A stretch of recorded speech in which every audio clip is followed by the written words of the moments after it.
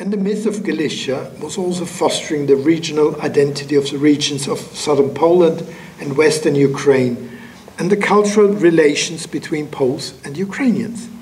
This can be shown, I just want to point out the example of my Polish publisher Czarne, which is actually situated in this region, in the Beskid Niski. And they publish a lot of Ukrainian authors like Yuri Andruchowicz, Taras Prochasko.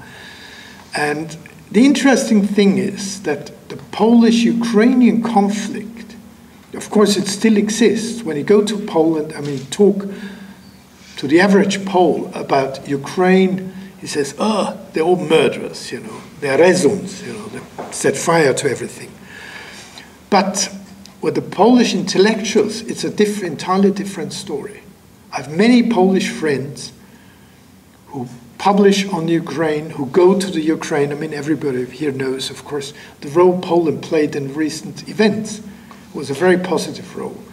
And the interesting thing is that not only, for instance, for me, who is also engaged in this conflict, I can say on the Ukrainian side, you know, most information I get on the Ukraine and what's going on there, I get from the Polish press, because they inform really very well. Gazeta Wyborcza has excellent correspondence there, and they are informing very well and very deeply.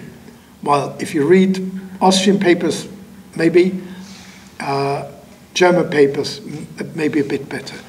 But on the whole, the knowledge in our countries, and this we saw during this conflict, is still very small. You know, there is still a lack of elementary knowledge. And this is really, there's a lot still to do. And I think we could use the Galician myth to help us in that.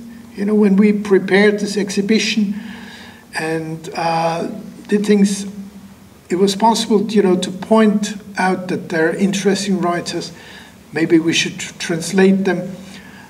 So I think you can make use of a myth for a positive, you know, and that's definitely true with the Galician myth. And there is a big need, because in the German-speaking world, the Ukraine is totally still, almost totally unknown. And this, I have to admit, as an Austrian writer, as an Austrian translator, this is a shame.